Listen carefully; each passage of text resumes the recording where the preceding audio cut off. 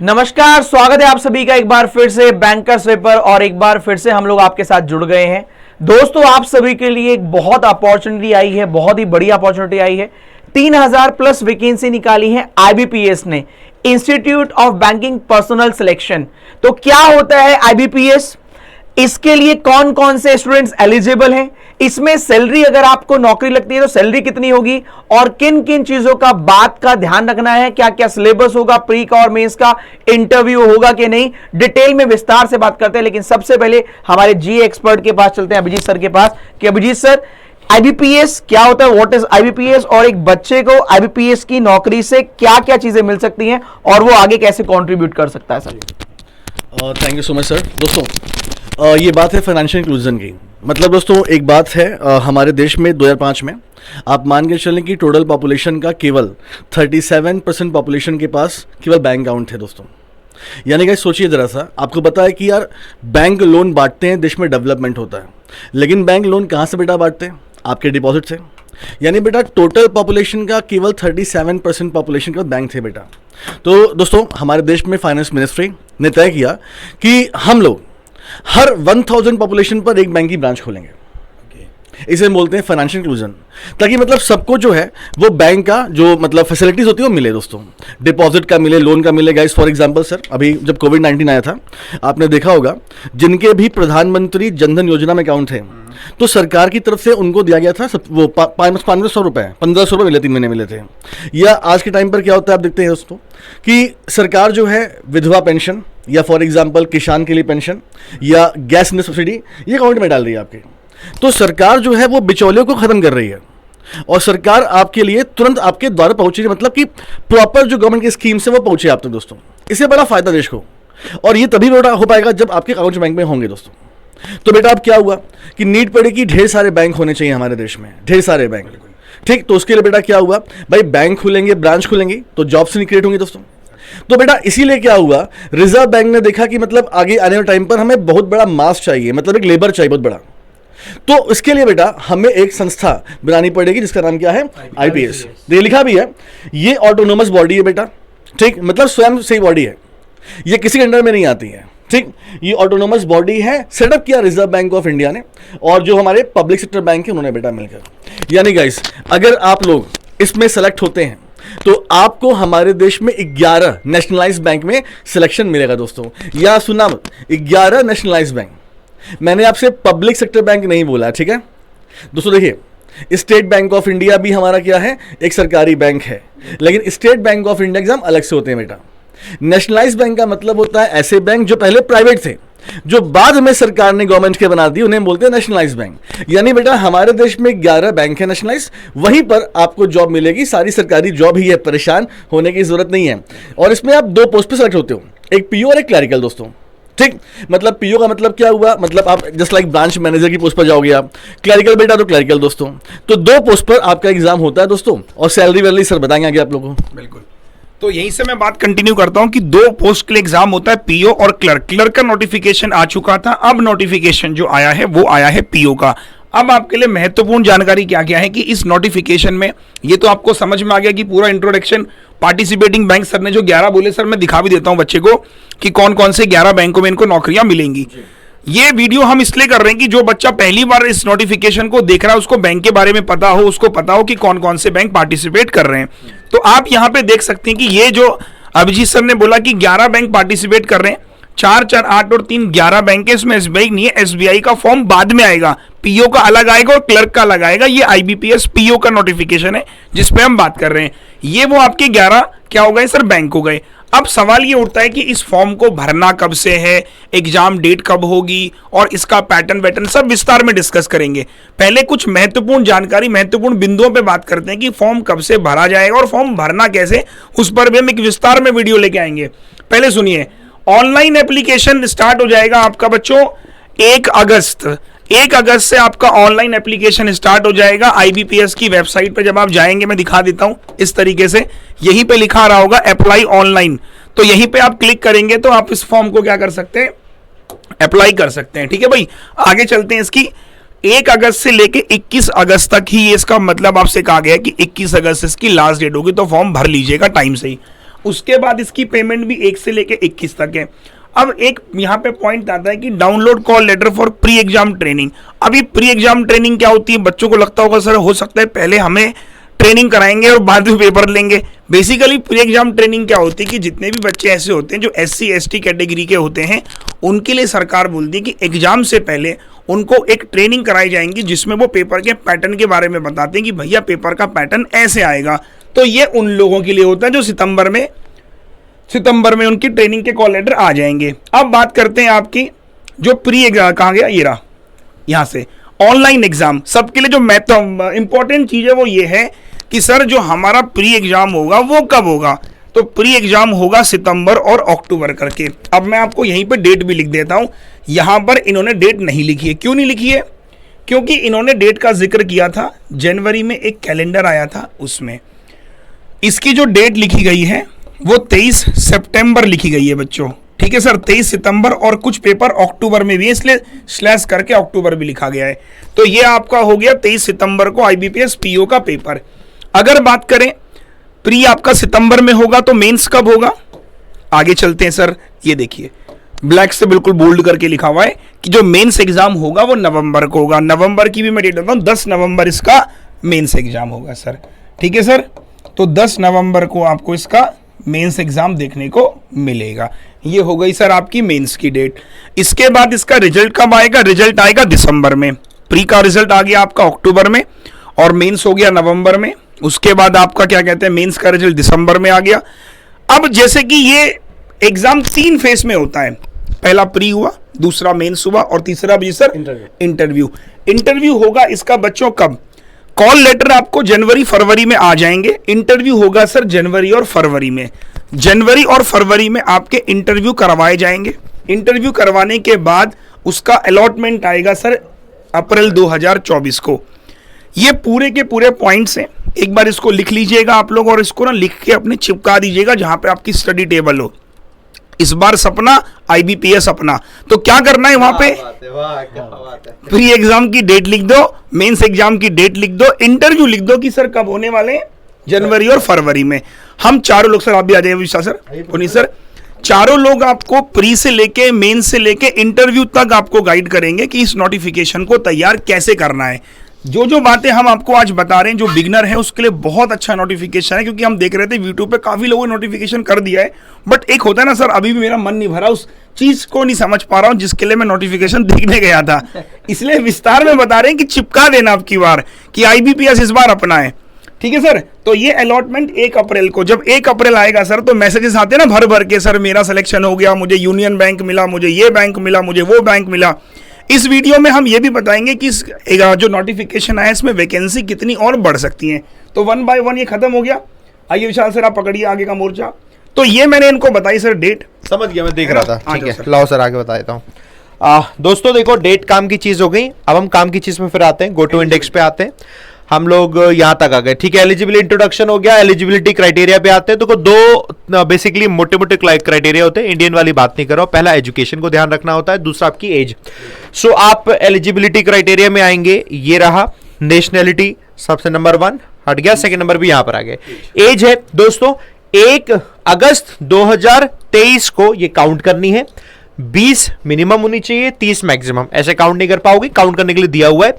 आपकी उम्र 2 अगस्त 1993 से पहले ना पैदा हुए हो। अगर आप उससे पहले पैदा हुए होंगे तो आप 30 साल से ज्यादा हो गए होंगे अभी। और आप 1 अगस्त 2003 के बाद पैदा ना हुए हो, क्योंकि उसके बाद पैदा हुए होंगे तो आप 20 साल से छोटे रह जाएंगे, है ना। तो आप दोस्तों इसको ध्यान रखिएगा। तो अपनी आपको सबसे पहले ये देखनी है एज क्राइटेरिया, अगर इसमें आते हैं तो बहुत अच्छी बात हो गई, बढ़िया हो गई।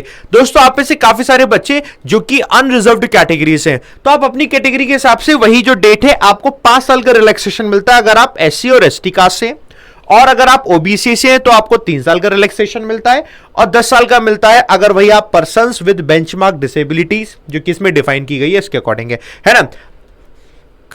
अच्छा दोस्तों, ये आपने अपने हिसाब से देखा, इसे पढ़ लेना, ठीक है। सबके बारे में गाइडलाइन दी होंगी, अगर आप एक्स सर्विसमैन है, अगर आप डिसेबिलिटीज में, OBC में है, SC ST में, सारी चीज पढ़ी आपने, ठीक है।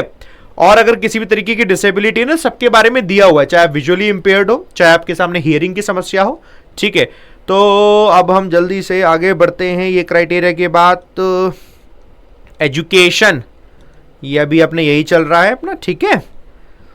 AWS कैटेगरी आ गई, इसको भी देखिएगा। आगे हम एजुकेशनल क्वालिफिकेशन, ये भी 21 अगस्त 2023 के अकॉर्डिंग आपका a degree graduation in any discipline, यानी कि किसी भी सब्जेक्ट से आपने किया हो फ्रॉम अ यूनिवर्सिटी जो रिकॉग्नाइज हो गवर्नमेंट ऑफ इंडिया, और any equivalent qualification recognized as such by the central government, which means कि आपने चाहे डिस्टेंस लर्निंग से या फिर कुछ लोगों ने प्राइवेट तरीके से की होती है, किसी भी तरीके से ग्रेजुएशन की हो, हर तरीके से आप एलिजिबल हैं।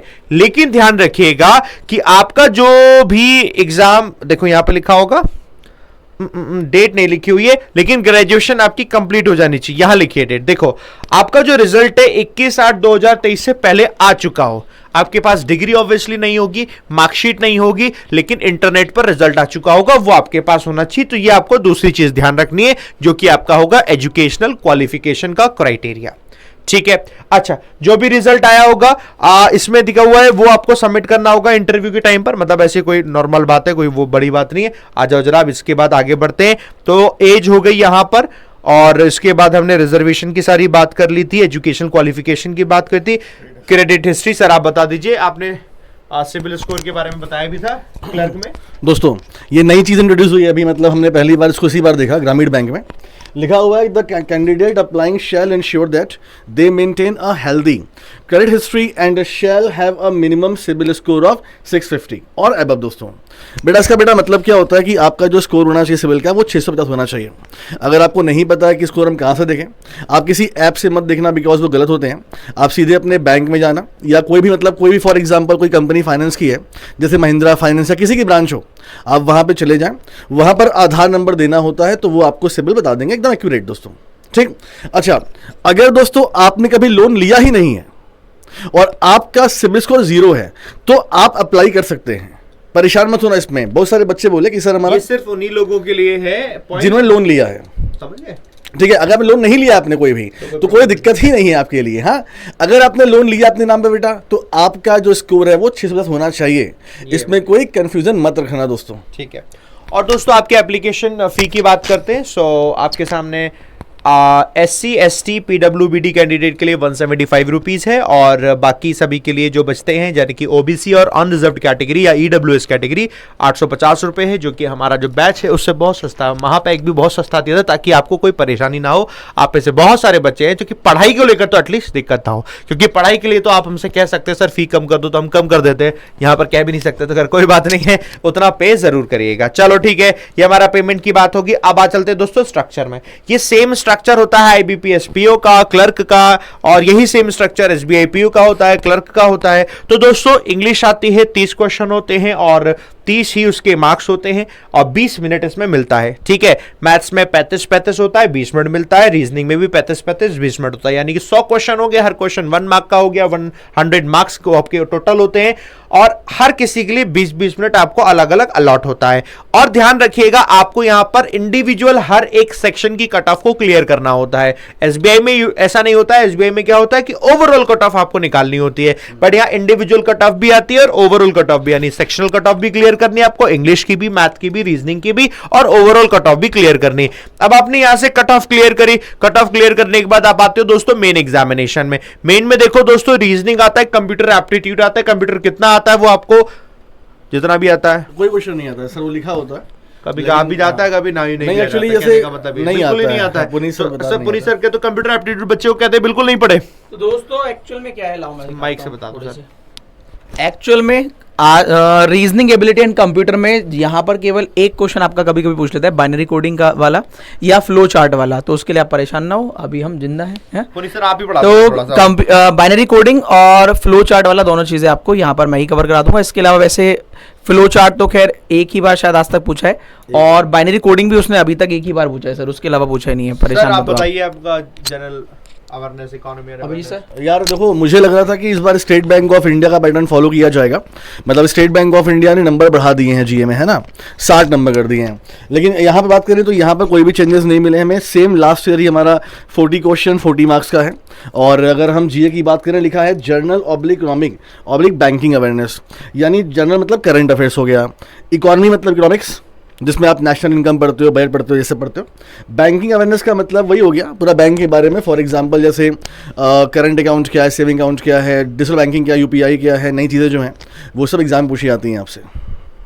दोस्तों मैं पढ़ाता हूं, जितने भी बच्चे आप लोग नए देख रहे हैं मैं इंग्लिश पढ़ाता हूं दोस्तों, और इंग्लिश के लिए आप लोग को बिल्कुल परेशान होने की जरूरत नहीं है। इंग्लिश जो होती है पीओ लेवल में, ऑफिशियल लेवल में, वो कॉम्प्रिहेंशन लेवल और वोकैबुलरी लेवल ज्यादा पूछा जाता है, जिस पर ज्यादा फोकस होता है। तो दोस्तों वो मैं पूरी की पूरी पढ़ाऊंगा ताकि आपका मेंस तक पूरा का पूरा जो दोस्तों है वो कवर हो जाए। तो उसकी बिल्कुल चिंता मत करिएगा, बस एक सेशन एटलीस्ट देखते रहिएगा आप मेरा, जिससे आपको रीडिंग और वोकैब इंप्रूव होती है, जो कि होता है मॉर्निंग का सेशन 7 बजे। ऐसी डेटा एनालिसिस और इंटरप्रिटेशन सर इसमें क्या आता है मैथ में? देखिए सर, अगर मैं बात करूं मेंस एग्जाम की, तो लास्ट ईयर बच्चों क्या हुआ था, आईबीपीएस पीओ मेंस के पेपर को देख के बच्चे सच में रोने लग गए थे। उसका रीज़न क्या है? इसका बहुत बड़ा रीज़न ये सर, पीओ की नौकरी है, सैलरी पीओ में इस समय बहुत अच्छी होती है, कंपटीशन इतना ज़्यादा है। अगर मैं बात करूं कि बैंक एग्जाम्स को अगर आप देखेंगे, हर वर्ग का बच्चा भरा, चाहे वो एसएससी की प्रिपरेशन कर रहा हो, चाहे वो रेलवे की कर रहा हो, चाहे वो यूपीएससी प्रिपेयर कर रहा हो। आपको इस चीज़ का बड़ा ख्याल रखना है कि जब आप प्रिपरेशन करने आएँ, यहाँ ना आपका माइंड बहुत भटकेगा कि यार ये भी कर लूँ वो भी कर लूँ। सिलेक्शन उसी बच्चे का बैंक में हो रहा है जो अपने बेसिक्स पे बहुत काम कर रहा है। जब इस बार मैं डीआई और आपको अर्थमेटिक पढ़ाऊंगा तो मैं आपको यही बता रहा हूँ कि देखिए ये फंडामेंटल्स हैं। ये फंडामेंटल्स अगर आपके स्ट्रांग है, दुनिया की कोई ताकत आपको फेल नहीं कर सकती, क्योंकि आप एक माइंड सेट के साथ जा रहे हो कि यार मेरे को एक्स और वाई लेके भी क्वेश्चंस बन रहे हैं। बच्चों को लगता है सर एक्स और वाई के बिना मैथ्स हो जाए तो काम हो जाए। एग्जामिनर क्या करता है, क्वेश्चन में एक्स और वाई जानबूझ के दे रहा है। आप क्या करोगे भाई? आप छोड़ने की कोशिश कर रहे हो, वो इंक्लूड करता जा रहा है। थोड़ा साइकोलॉजी भी समझनी है बैंक एग्जाम की। ये भी चाहता है कि आप ऐसे क्वेश्चन से डील करें, प्रेशर के साथ आप डील करें, है ना, क्योंकि आपको आगे काम क्या करना है, कस्टमर को डील करना है। तो यहाँ पर ये जो मैं आपको पढ़ाऊंगा इस बार मैं बहुत अच्छा है कि इसमें डेडिकेटेड मेंस का बैच भी प्लान कर रहा हूँ, और बाकी जो मेरा प्री के लिए बैच आएगा उसमें भी आपको काफ़ी हेल्प मिलेगी। आगे चलें सर। बिल्कुल। लास्ट में एक चीज बचती है दोस्तों, जो होता है डिस्क्रिप्टिव राइटिंग। डिस्क्रिप्टिव राइटिंग भी मैं ही कराऊंगा, इसकी चिंता बिल्कुल मत कीजिएगा, बस रीडिंग एबिलिटी इंप्रूव करते जाइएगा न्यूज़पेपर में मेरे साथ में। दोस्तों इसके बाद आपका होता है इंटरव्यू, जो तीसरा पैटर्न होता है दोस्तों, और उसके बाद फाइनल दोस्तों आपके मार्क्स आते हैं। अब ये हमारी मेन जितनी भी बातें थी, आई थिंक ये सब हो चुकी है। मैं एक बार इंडेक्स में आ चलता हूँ, इंडेक्स में हम देख के पता कर लेते हैं। ये अपनी सारी बातें हो गई यहाँ पर, हाँ, प्री एग्जामिनेशन ट्रेनिंग ये सारा बात हो गई, इंटरव्यू हो गई, प्रोविजनल अलॉटमेंट, सीधा वैकेंसी पर आ गए। ठीक है, सो इस पर सर दो बातें बताइएगा कि सर आप ही बता कि देखिए बहुत सारे बच्चे कह रहे हैं कि सर वैकेंसी आई 3000, है ना, रोने लगे हैं सर, 3000। सर इनको याद होगा जब लास्ट ईयर भी आईबीपीएस पीओ का नोटिफिकेशन आया था, पहले वैकेंसी कम थी, फिर धीरे धीरे बढ़ते 8-9 हजार तक पहुंच गई थी। आप एक चीज यार कॉमन सेंस समझो, अभी जिसे बताएंगे इसमें बहुत सारे बैंक ने एनआर लिखा है। एनआर का मतलब है नॉट रिपोर्टेड। बहुत सारे बैंक कैसे होते हैं जो, क्योंकि नोटिफिकेशन को निकालना होता है आईबीपीएस को, तो आईबीपीएस इन लोगों से बोलता है कि भैया अपनी वैकेंसी दे दो। आपने देखा होगा सर आईबीपीएस की ज्वाइनिंग अभी हो रही है। कल शायद यूको बैंक की ज्वाइनिंग में एक बंदे का सिलेक्शन हुआ, अभी मतलब सिलेक्शन चल रहे हैं। अभी ये नहीं पता कितने लोग जिनका लास्ट ईयर सिलेक्शन हुआ वो ज्वाइन करेंगे, कितने लोग ज्वाइन नहीं करेंगे। तो सर एक्यूरेट डेटा निकल के इनके पास नहीं आता, तो जिनके पास था उन्होंने वो भेज दिया है, जिन्होंने नहीं भेजा है उन्होंने बोला कि भैया एनआर, समय समय पर ये अपडेट हो जाएगा। जैसे आप सर देखो, union bank of India last year भी अच्छी वैकेंसी थी, इस बार एनआर है। यूको बैंक में लास्ट ईयर भी काफी लोगों का सिलेक्शन हुआ था, इस बार भी एनआर है। इसके अलावा sir Indian Overseas Bank NR है, इंडियन बैंक में काफी लोगों का सिलेक्शन हुआ था, एनआर है। तो आप ये चीज देखिए कि ये जो बैंकों की वैकेंसी है अभी इंक्रीज होंगी बच्चों। मैं ये नहीं कह रहा कि आप 3000 से 30,000 हो जाएंगी, बट जितनी भी वैकेंसी इंक्रीज होगी वो आपके लिए एडिशनल ही है। और मैं आपको एक चीज बताऊंगा, देखिए इससे ज्यादा फोकस आपको दो चीजों पे करना है कि देखो दुनिया गाती रहेगी नोटिफिकेशन, एक बच्चा जो सिंसियर होगा वो पढ़ने पे फोकस करेगा कि मेरा इस बार सिलेक्शन हो जाए। अब जी सर। जी, तो सर ने बिल्कुल सही बोला बेटा। देखो अगर हम मेजर बैंक की बात करें, फॉर एग्जांपल हमारे देश में सबसे बड़ा bank state bank of India है, उसको छोड़ दिया, नंबर 2 पीएनबी आता है। तो पीएनबी ने तो वैकेंसी अपनी निकाली है। नंबर 3 पर है बैंक ऑफ बड़ौदा। मतलब इतना बड़ा बैंक है तो बेटा वैकेंसीज की आएंगी, हाँ, लेकिन यहाँ पे एनआर है। ठीक, तो जो बड़े बैंक है, फॉर एग्जांपल इंडियन बैंक, दोस्तों देखो इंडियन बैंक बड़ा बैंक है, लेकिन इंडियन बैंक ने वैकेंसी नहीं निकाली है अपनी दोस्तों। ठीक, for example union bank of India हमारे देश का 5वां बड़ा बैंक है यार, वो वैकेंसी नहीं निकाली उसने। तो अभी तो छोटे बैंक की वैकेंसी आपको दिख रही है, अगर हम पंजाब पीएनबी को छोड़ दें तो ये सारे छोटे बैंक हैं, तो जो बड़े बैंक हैं उन्होंने पत्ते भी खोले नहीं हैं अपने। तो आप मान के चले कि वैकेंसी बढ़ेगी, अच्छी खासी बढ़ेगी और आपको मिलेगी अपॉर्चुनिटी। और हाँ, लास्ट ईयर यही हुआ था, लास्ट ईयर बहुत सारे बच्चों ने नहीं सोचा था कि उनका सिलेक्शन हो जाएगा प्री में, वैकेंसी बढ़ी, सिलेक्शन हो गया, तैयारी की नहीं दूसरे से। तो आप इस नहीं कर पाए, तो आप ये मौका मत छोड़िएगा, तैयारी अपनी उत्तम रखिए, बढ़िया रखिए। पुनीत से कुछ तो दोस्तों आप लोगों के लिए हम लेकर आए हैं स्पेसिफिक टू द पॉइंट तैयारी करने के लिए मिशन आईबीपीएस पीओ और एनआईएसीएल एओ 2023। मतलब अगर आप आईबीपीएस पीओ का एग्जाम भर रहे हैं तो हाईली रिकमेंड है आप इसका भी एग्जाम भरें। ऑलमोस्ट सेम एग्जाम पैटर्न है और टाइमिंग भी इनके बीच में ज्यादा नहीं है। आईबीपीएस पीओ से थोड़े से दिन पहले ही एनआईएसीएल का आपका एग्जाम होगा और आपकी तैयारी को एक अलग अंजाम तक देने के लिए चारों टीचर, मैथ पढ़ाएंगे अरुण सर, अभिजीत सर पढ़ाएंगे आपको जीए, विशाल सर पढ़ाएंगे आपको इंग्लिश और मैं पढ़ाऊंगा आपको रीजनिंग। किस तरीके से आपको पढ़ाया जाएगा और आपको इस तैयारी के लिए क्या करना पड़ेगा, हमारे इस बैच में आना पड़ेगा जो टीम एबीपी पढ़ा रही है, जिसकी प्राइस रखी गई है मात्र 1599 रुपए। टाइमिंग भी बता देते हैं सर। तो टाइमिंग भी दोस्तों आपको बता देते हैं अरुण सर।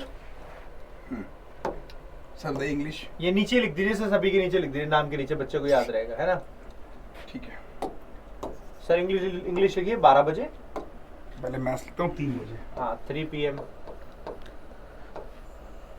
और हाँ, अभिजीत सर, विशाल सर अभी प्री में नहीं है ना सर, मेंस में आएंगे। अभी ये पढ़ेंगे प्री में। आप मेरे लिखिए 12 बजे 1 बजे और रीजनिंग लिखिए 1 PM। तो दोस्तों मैथ्स की क्लास आपकी होगी 3 बजे दोपहर को। सबसे पहले विशाल सर आएंगे 12 बजे क्योंकि प्री में इंग्लिश रीजनिंग मैथ आएगा। उसके बाद मेरी क्लास होगी दोपहर 1 बजे, फिर होगी लास्ट में मैथ्स की क्लास 3 PM। और जैसे प्री का सिलेबस आपका खत्म होगा, प्री का एग्जाम आप देकर आओगे तो चारों लोगों की क्लास चलेगी, हम लोगों की तो चलेगी, अभिजीत सर की क्लास भी इसमें और एड ऑन हो जाएगी। क्लासेस 200 घंटे से ज्यादा की होगी, चारों लोगों की मिलाकर 200+ आवर्स होंगे। जबरदस्त तरीके से आपको तैयारी कराई जाएगी, लेकिन फिर भी हम लोग आपको हाईली रिकमेंड करेंगे। अभिजीत कुछ लिख रहे हैं? ये भी बता दो। ओके दोस्तों, बैच स्टार्ट हो रहा है 10 अगस्त से, तो बिल्कुल आपको इस बैच में 100% आना है। विशाल सर साथ के साथ दोस्तों इस बैच को परचेस करना, डिस्क्रिप्शन में लिंक है आपके सामने, सीधा टैप करोगे परचेस कर लोगे। लेकिन साथ में दोस्तों एक चीज और है, जितने भी स्टूडेंट्स ने हम लोगों पर भरोसा दिखाया और बैंक महापैक परचेस किया, तो उन लोगों को हमने कहा था कि जितने भी बैंक और इंश्योरेंस के जो भी एग्जाम्स आएंगे, उन एग्जाम्स के हम बैचेस जो बनाएंगे सारे आपके लिए फ्री ऑफ कॉस्ट होंगे अगर आप बैंक एग्जाम का महापैक परचेस करते हैं।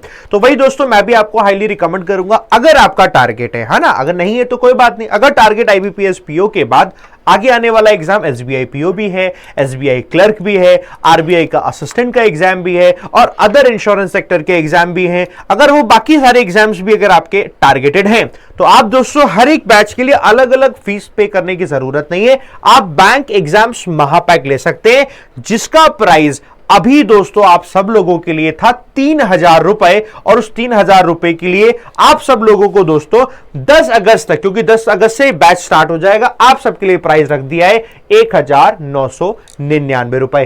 तो यानी कि आप 1600 रुपए वहां पे कर रहे थे, 400 रुपए आपने और पे किए, तो आपको बैंक एग्जाम्स महापैक मिल जाएगा। तो इसमें क्या होता है, सारे ऑल जितने भी बैंक और इंश्योरेंस के एग्जाम्स हैं वो मिल जाएंगे जो अपकमिंग है। साथ के साथ एक करंट में बैंक एग्जाम चल रहा है आईबीपीएस क्लर्क का, दोस्तों वो बैच भी आपको मिल जाएगा। उसमें हम मेंस पढ़ाएंगे, वो बैच भी आपको मिल जाएगा। ये सारे के सारे बैचेस दोस्तों आपको मिल जाएंगे, इसका बेनिफिट उठाइएगा।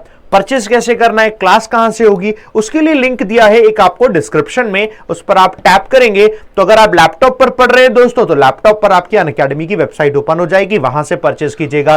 और अगर आप मोबाइल एप्लीकेशन यूज कर रहे हैं या नहीं कर रहे हैं, तो अनअकैडमी लर्नर ऐप डाउनलोड कीजिएगा। उसे डाउनलोड करने से होता क्या है, फिर आप मोबाइल फोन से भी पढ़ सकते हैं।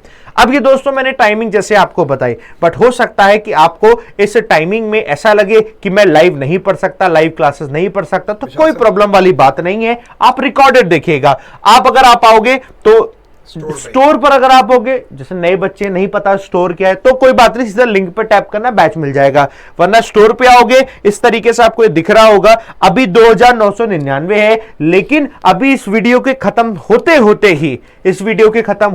ही आपका यही प्राइस क्या हो जाएगा दोस्तों, 1999 रुपए हो जाएगा। ठीक है, तो आप में सभी लोग इसे परचेस कर लीजिए। कोई प्रॉब्लम कोई समस्या है, डिस्क्रिप्शन में हाँ, एक साथ में ये बात याद करो, प्राइस थोड़ा आपको ज्यादा दिख रहा होगा ना, कम करने के लिए 1999 लाने के लिए आप इस कोड को लगाना AVP, बस इस कोड को लगा देंगे, आपका प्राइस कम हो जाएगा, 1999 हो जाएगा। ठीक है, बाकी कोई समस्या है आप जरूर कमेंट करके बताइएगा, मैं पर्सनली वीडियो बनाऊंगा आपके लिए दोस्तों। IBPS PO और NISL AO इन दोनों से जुड़ी हुई जितने भी आपके डाउट है सब कमेंट करके बताइएगा, सबको लेकर दोस्तों हम वीडियो बनाएंगे। और इतना भरोसा रखिए दोस्तों कि हम आपका सिलेक्शन जरूर करा देंगे। अगर आप हमारी हर एक बात को फॉलो करते हैं तो निश्चित तौर पर दोस्तों आपका सिलेक्शन इस साल जरूर होगा, कोई भी आपको नहीं रोक सकता। वीडियो करते हैं खत्म दोस्तों, मिलते हैं अब आपसे क्लासेस में और उसके बाद दोस्तों सिलेक्शन की करते हैं तैयारी। Wish you all the best दोस्तों, थैंक यू वेरी मच।